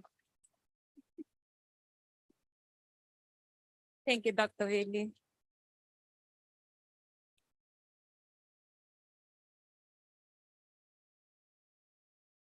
Deputy Vice Chancellor and Vice President, Regional Campus and Global Engagement, Dr. Paunga. Distinguished panelists, ladies, gentlemen, and students.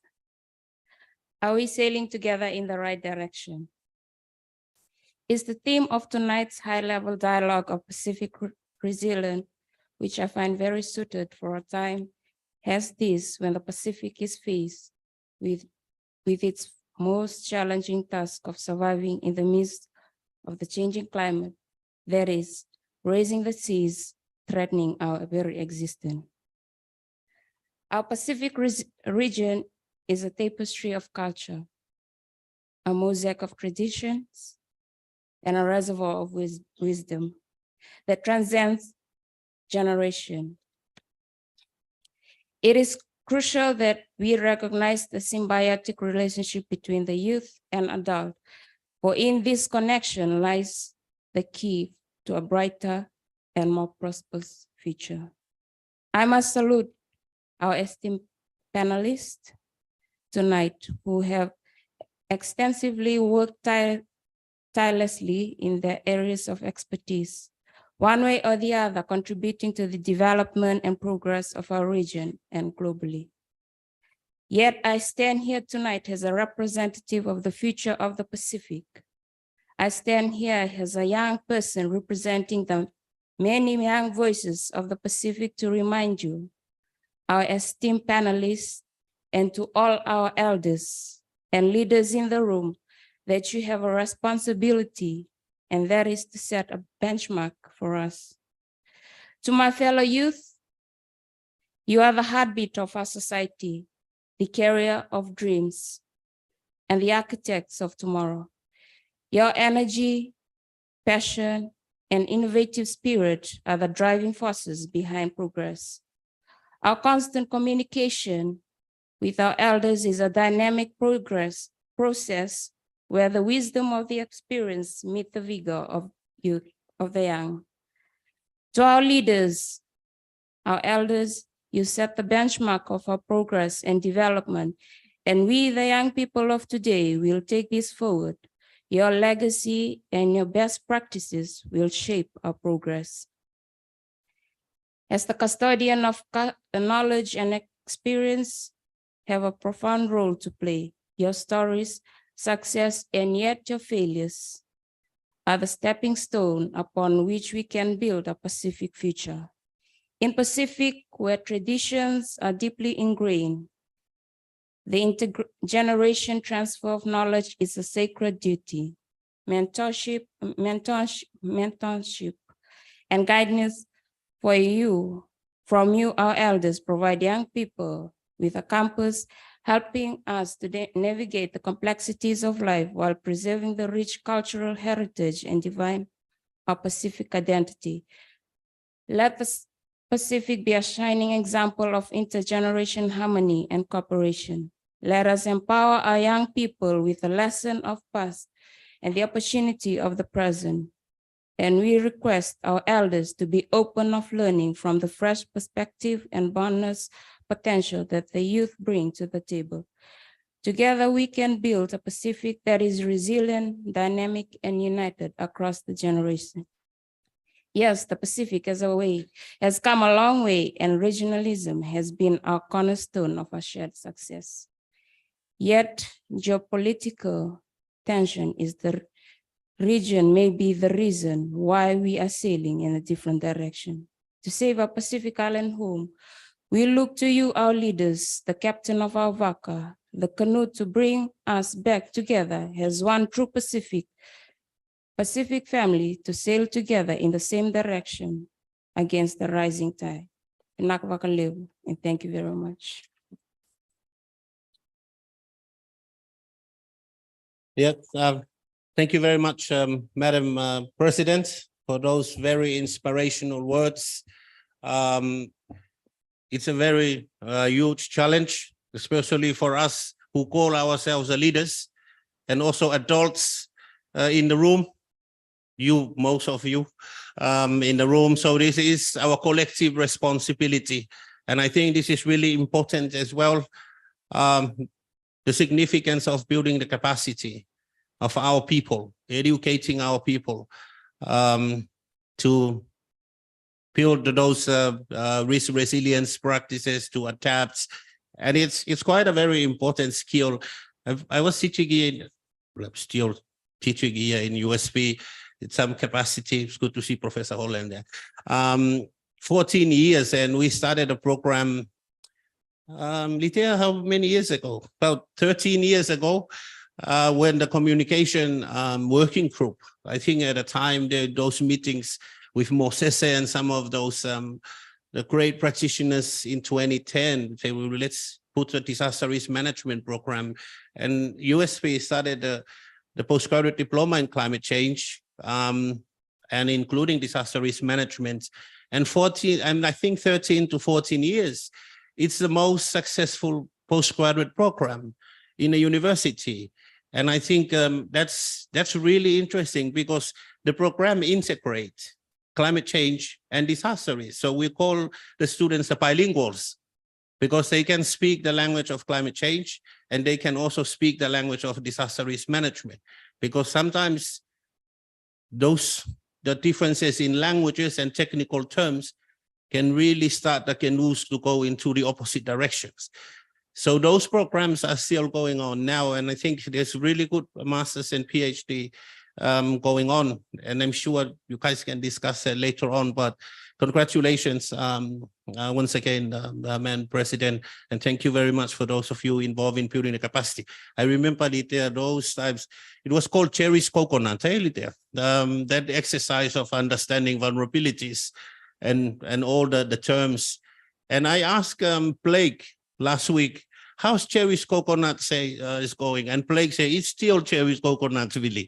So I think that is really good. So thank you all again. Open for question now. We will ask three questions, and then we call it a night.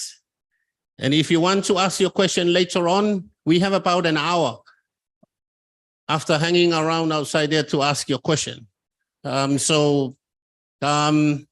floor is open. Please identify the panelists you want to ask your question to, and make it short. Because Professor Holland was my principal supervisor. While you are thinking of your question, I tell you this funny story. She was my principal supervisor for PhD, and whenever I did really well, or like she likes me, she said like, keep it simple, sweetheart. You keep it simple. Yeah. And when she was like trying to tell me something, but I never listened, I'm not gonna tell you, dear. You can ask me that question later on. Any question now? Or are you all very happy? Okay, Your Excellency, Turi, Leo Ainga, the Ambassador of Samoa in Fiji. Put your hands together, ladies and gentlemen. This is the Ambassador of my country here. Honorable Minister, esteemed panelists, I'm only taking the floor. No, it's not a question, it's simply some reflections. Today, I've been privileged to attend. This is the third meeting I've attended that speaks on the importance of resilience. This morning, the Pacific Islands Forum Secretariat hosted a meeting on the Pacific Resilience Facility that we expect to be endorsed by our leaders come the forum meeting in Cook Islands in a few months' time. Secondly, there was also the Pacific Resilience Infrastructure Facility virtual meeting. Again, it's to prepare our Pacific region so that we can be resilient when, for instance, in the impacts of climate change. So I think the question is, are we sailing together? It's a big yes. Why do I say that? Rhonda made reference to the 2050 strategy for our Blue Pacific continent that our leaders endorsed last year. And are we going in the right direction? I think the fact that we are having this Pacific Resilience Facility, it's basically like an insurance facility. The important thing is that we are not waiting for others to come and help us. Charity starts at home.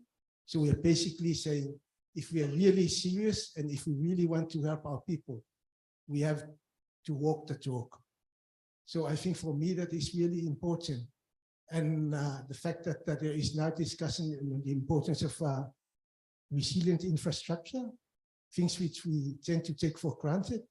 And we always use the fact that there are no resources as a convenient excuse so that we don't try and address these challenges. I think this is really important. I just want to say that I think one important aspect of resilience is spiritual resilience. The moderator made reference to the tsunami that hit Samoa in 2009, and it claimed up to 189 lives. There was one particular family where 6 generations lost their lives. You never had any complaint. They said, if this is God's will, we will accept it and we will move on. So the importance of the spiritual resilience is also critical in our journey. So I just want to, to share that aloud, but it's really, just listening to the sharing this evening, I think it's very reassuring. And the fact that we have the 2050 strategy, and it's not a strategy just for 5 or 10 years, it's almost for 30 years. So everything that is our North Star for the next 3 decades or so. And I think it's also important for us now to rope in resilience so that it is part of our 2050 strategy, because it is. And that's why there is a lot of effort to try and make sure that we don't just talk about it, but more importantly, we walk the talk. And to our Madam President, for her sharing, I know everybody says that you're doing this for us because we are the youth, and it's our future. My challenge to you is you are already a leader now. And that means you lead, whether in the classroom, whether in your office work, whether in your home. Are you being a resilient citizen? Yes, so that's my challenge to all of us, including our youth. You are already leaders in your own right, and keep up the excellent work. God bless. Thank you.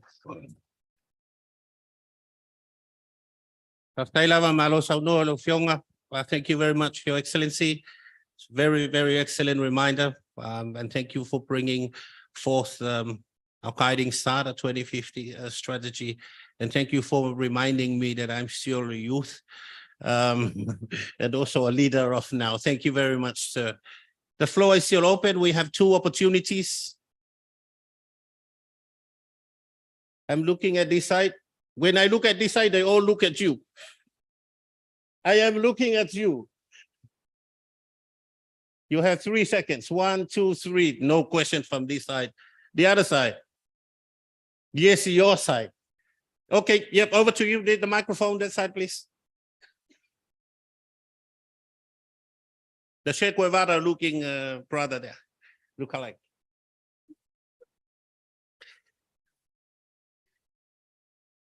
Thank you. Ropati Kamari, speak as an artist, not an academic. Question for Rhonda, friend. What is the importance of artists in this role? We talk about the Waka, we talk about our past as Indigenous. What is the role of artists to play in this part? Yep. Thank you. You want to take the answer now? Okay, yeah, over to you, man. Thank you, Ropate. We've over the last several years really taken a purposeful approach to the engagement of traditional knowledge and culture, including the community of artists that we have in the Pacific region.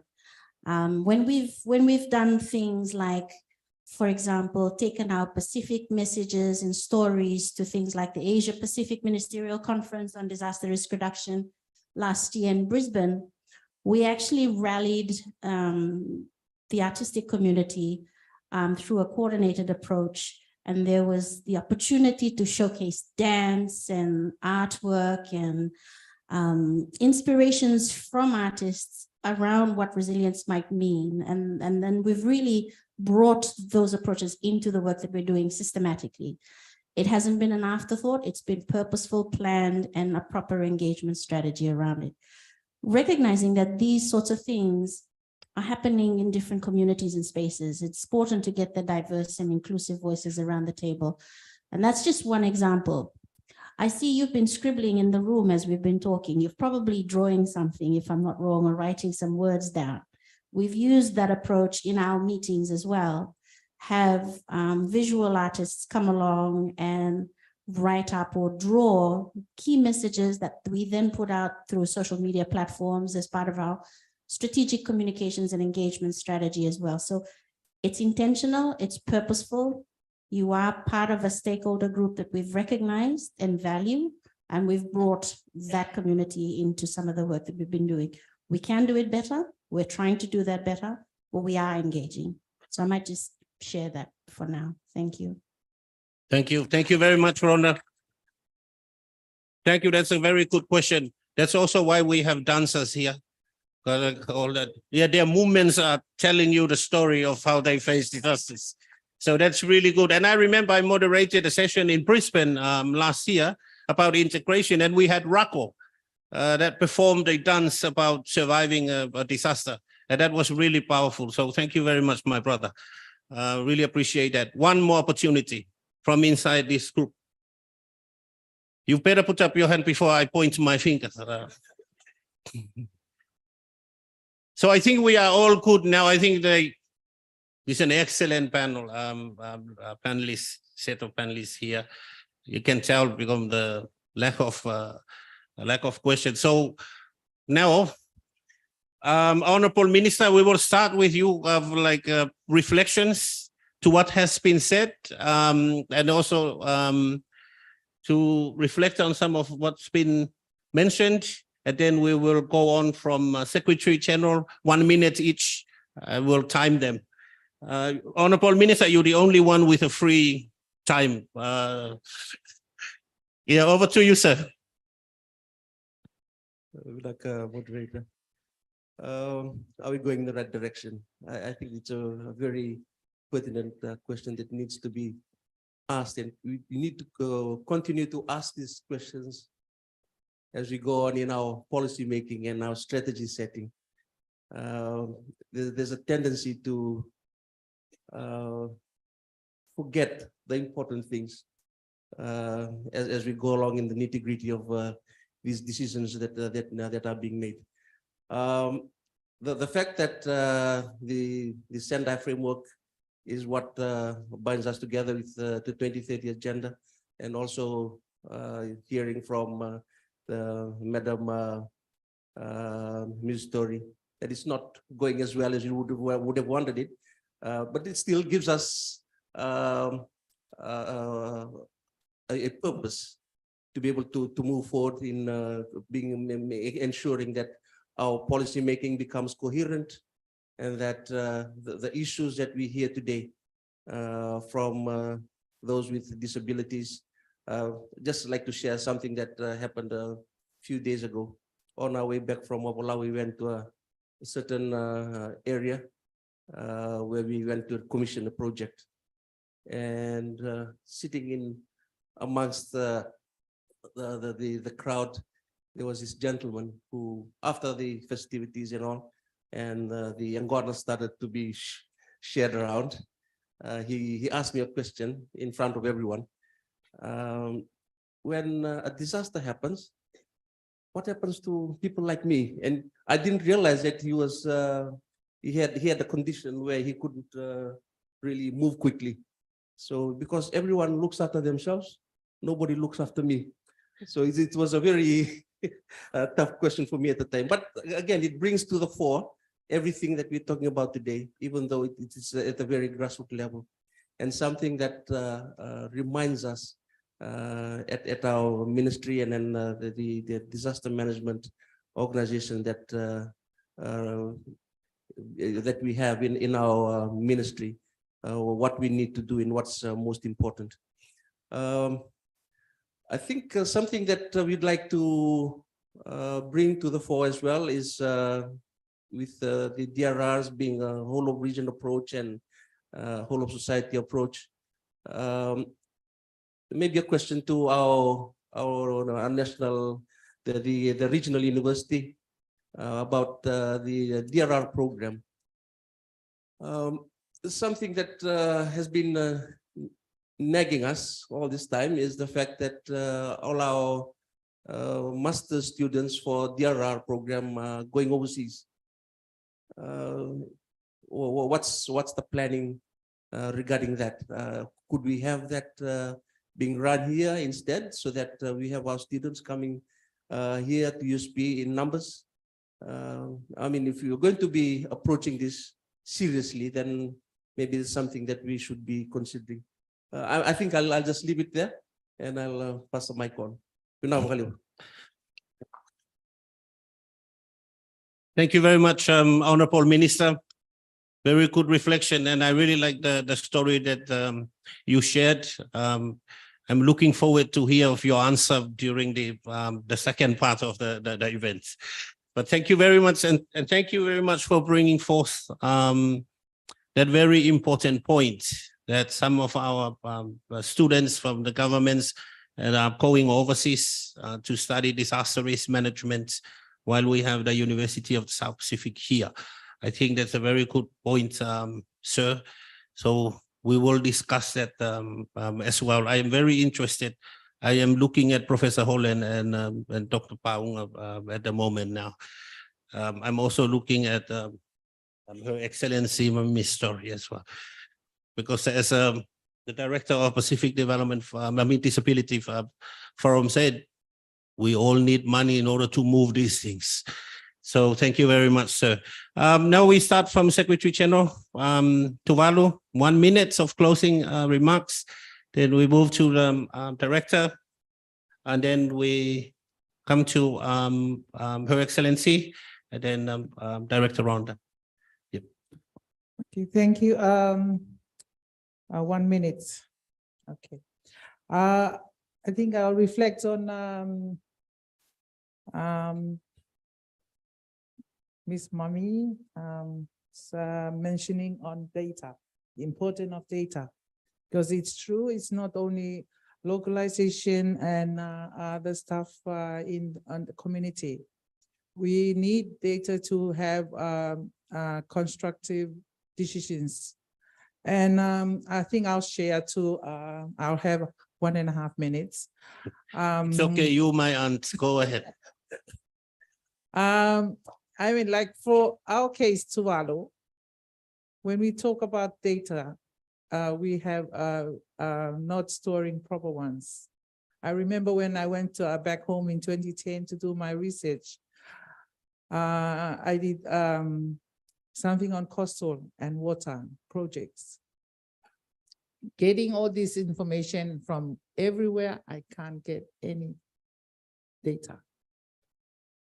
So I had to do it my own, get my questionnaire, get my focal discussion groups and all. So I think I encourage all of us here, Pacific Islands. I salute to some of the countries who have proper data, but for us, we need help on data management and storage. Thank you. Thank you very much. Director, Tereki.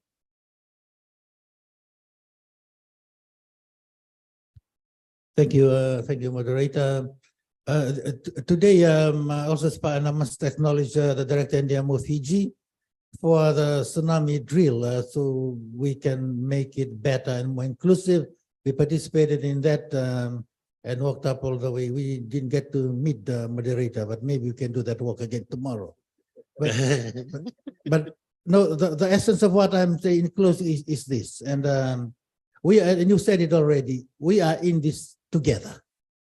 And to me, and that brings home quotation I read by Bishop Desmond Tutu, and he said this: your humanity is bound up in mine, for we can only be human together. Your humanity is bound up in mine, for we can only be human together. When we do that, our canoe will be traveling together and in the right direction. Thank you. Thank you very much, sir.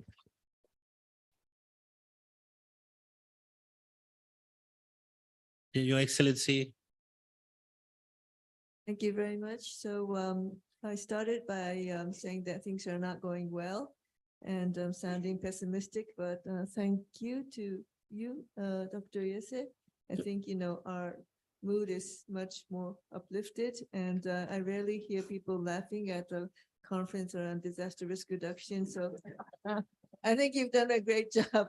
But I do believe that, listening to all the panelists, there are challenges, but we truly need to change them into opportunities. And also, I'm thinking about we need to revalue things that we have maybe don't think about that much. And maybe disaster risk reduction allows us to revalue things the power of community, the importance of tradition, culture, the role of science. And when we talk of equality and inclusivity, it's not at the time of the disaster that we start thinking about it. We have to think about it in normal times. And finally, teamwork. Individualism is important sometimes, but we need teamwork. And you have that here in this region. So I think it was a great opportunity for us to revalue those concepts and those realities that sometimes we forget about. Thank you. Thank you. Thank you, ma'am. Director. Thank you. As we move to the 2030 mark and the 2050 mark, as part of the Blue Pacific strategy, that's the indication of moving together, but are we moving in the right direction? And how are we understanding that we're moving in the right direction? How are we understanding our risks better so that the interventions and the investments being made are informed by the better understanding of those risks, the data, all the things that have been said across the panelists and those of you who have spoken today. Our role as your member-led and member-owned regional organizations in the Pacific play a really important part in that understanding of are we moving in the right direction for all of us. And we take that role seriously, and we have a big responsibility to ensure that we follow through. And there's lots of ways in doing that. And I just want to, I feel like Mosese and I are the broken records in the region, and we continue to advocate for staying true to the intentions of the integration agenda of climate change and disaster risk reduction. This is really important. We do that in the region, and we go away to the global platforms, and we have to continue to maintain those messages abroad as well, in the Asia Pacific region, regional convenings. And so I might just leave it there. Thank you, everybody. Naka. Thank you. Yeah, thank you very much, Director. In the program, it says that I should say some few words to sum up, but I think those 1 minute took all the 5 minutes that's been aligned for me. But those are excellent concluding remarks from our esteemed panelists. And at the end, they all come together and they all agree on working together and aligning our canoes and moving our canoes to the right direction. And I asked those two questions in the beginning. Are we moving together? They already answered it. And then the second one, are we moving to the right direction? They answered it a little bit. And then His Excellency Liu Aing fully answered it completely, that we are also moving together. And I think that is really a positive way we bring this to the end tonight. I just want to emphasize again the value of capacity. As I said, that I'm a teacher, so I always talk about building capacity, the right capacity, because you might have a beautiful canoe, you might have a wonderful sail and a sea in front of you, but if you have no idea how to navigate, or you get seasick on the boat, that boat is not only going to the wrong direction, that boat will add more burden to the passengers or the navigators on another boat. So you get where I'm going, right? So work together to build the right capacity. And I think the challenge is now coming from the Honorable Minister. Put up your hand if you came through USP in any time of your education career. Put up your hand straight up. Don't lie, I know you were here. So thank you very much. You put down your hand. That is very inspirational. So why go to Australia and New Zealand and not coming to attend to do your studies here? But I think the most important part is we work together with the academia, because I represent all academia to the Pacific Resilience Partnership. So I'm wearing my hat, and I think this is the last time I'm going to represent academia in the Pacific Resilience Partnership. And I want to leave with a very strong one. So I'm requesting to USP to actually work together to develop a professional master's like the MBA program for disaster risk management and climate change adaptation, so that it's not just those with degrees can get up, that you can work through the TAFE program. Does that sound good? Does that sound good? Okay, and I also request UNDRR if they could work together with our regional partners to mobilize the resources and then work with partners like the Pacific, Disability Forum, and then we have the community representatives, and come together in a consultative way to co-create such a program and deliver it. Thank you very much, UNDRR, for thinking about it. Just think about it. Yeah. So thank you once again to our panelists. Put your hands together to thank our panelists. Paftailava, Paftailasi, Nakabakalevo. Thank you very, very much. And also would like to acknowledge, because this session is also not free. So we'd like to acknowledge the support, and this is done through the collaboration between the government of Fiji, the Pacific community, the Pacific Island Forum Secretariat, the United Nations, the UNDRR. It's good to see Capriel here. And thank you very much, Your Excellency, for putting the funds together to bring me from Australia to this, to moderate this. Thank you very much. And also, thank you very much to the University of South Pacific, the Pacific Center for Environment and Sustainable Development, Professor Holland and your team, and also the DVC, Paunga. And thank you very much for all the great support. Thanks for all the leaders, Ratu Tevita and Madam President, and all the students who worked to put this together. And thanks to the Oceania dancing group. I think they want to dance one more time. We paid them to dance twice, but they got so inspired by the artist's question that they want to perform again. Are they performing, Ratu? Otherwise, I make a promise and it's not. Okay, so, but the biggest thanks is for all of you and all of our partners who are joining online from the region, the live streaming. Thank you very much. We really appreciate your time. So I think we will move that side and then we'll bring the dancers. This is the last time I request the panelists to move that side. And then after that, after the dancing, and then we'll hand it back to the master of ceremony. But thank you very much. Faftailava, wonderful evening.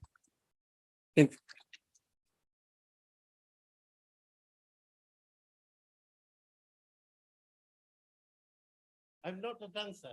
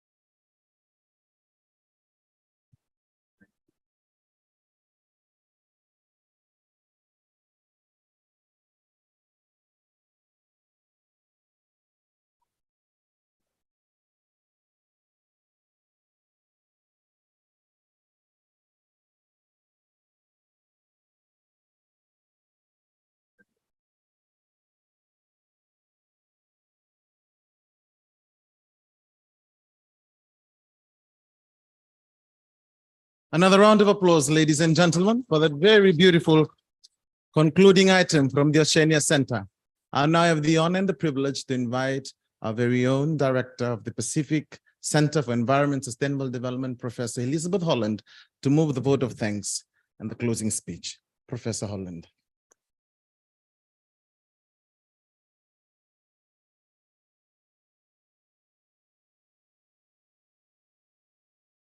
Nakawakalevu. And as I stand here, I'm really filled with gratitude because Pacific Resilience Week is always a chance for our students to shine. And it happens each year that they shine a little brighter and their leadership emerges a little bit more. So it's a real privilege for me to be here. And I also have this extra gift, comes from aging. I'm struggling to walk a little bit, so I feel much more included thanks to the presence of our Disability Forum colleagues. And just every time the siren went off today, I thought, oh my gosh, what am I gonna do? How am I gonna get out of here? As I struggle to walk a little bit more, but it's a gift of aging. But the even bigger gift is your presence and the gift that we're all here to paddle our canoe together. And so I just like to say to each and every one of you, thank you for your time. Honorable Sakyusa Ditoka, Minister for Rural and Maritime Development and Disaster Management, thank you for your presence and your wise words and your strong counsel. Deputy Vice Chancellor and Vice President for Regional Campuses and Global Engagement, Guilio Masaso Paunga, your wise words are always great guidance for all of us in the Pacific. And thank you for reweaving the mat time and time again for us at USP to function as a region. Your Excellency, the Special Representative of the Secretary General for the UN Disaster Risk Reduction, Mami Misutori, thank you very much. And thank you for your wise words and your guidance over all this time. And thank you for the gift of your country for us to be here in this beautiful building tonight. And thank you for putting up with my former PhD student and his suggestions and considering his suggestion. He's had a number of those and they really have changed the course of our navigation. Mr. Setareki Namawai, thank you very much for reminding us of the importance of inclusiveness and the importance actually of innovation. I note that my cane-like thing here is an old paddle with a few wine corks taped to the bottom of it. And I think I use that as an example of the sort of innovation that we have and the innovation that those of us who are disabled, even for a moment, have to take on. Luckily, I've just been this way for a few days, but I think if I were really faced with that challenge for longer, I would have to dig deep and I would have to come up with more strategies. And I would have to think hard about how I would turn, as the minister would turn to you to make sure that you got out of the building safely. So, Secretary General Tuvalu, Pakafetai, your perseverance and your patience as an auntie are much appreciated.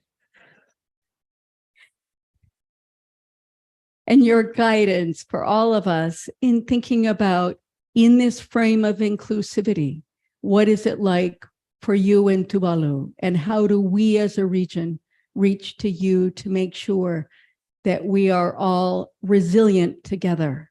I think, as you reminded us, the use of the term vulnerable is disempowering. And that's why we have switched from vulnerability assessments to resilience assessments, to think about how we bring climate change and disaster together to all rise to the challenge. And Rhonda, you are one of the stunning Pacific women that I aspire to be. Because it is people like you and it is the coherence of the Pacific women that keep our mat going together. And our sail. And I remain inspired by our students and your leadership and our staff and the way that we were all able to come together, even if I was celebrating from a distance. And Billy, your grandmother has asked me to remind you that you need a haircut. So thank you. Pinakavakilevo, Pakafatay, Malo Apito, Komaltata, and Origato.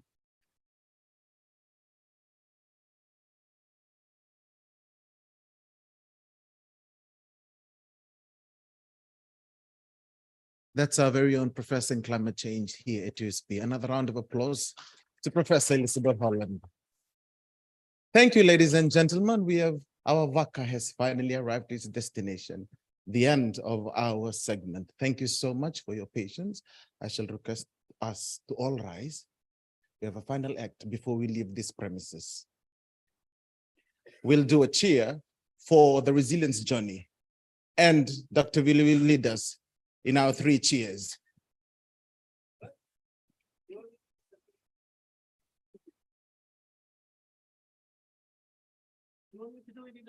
Okay.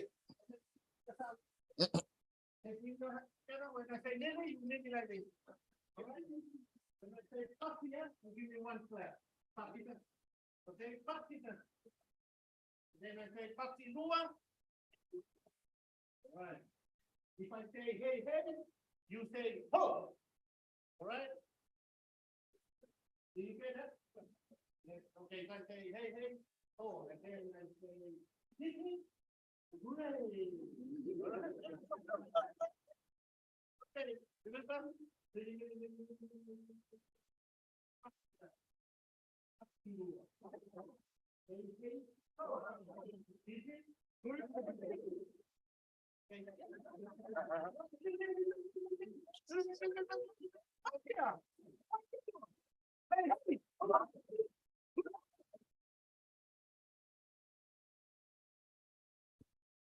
Thank you very much, ladies and gentlemen. Thank you for coming to USP. That's the end of our formalities. Refreshments are provided as you exit. Members of the public, you're requested to use refreshment above, and our VIP dignitaries and excellencies, you're requested to use the refreshment underneath.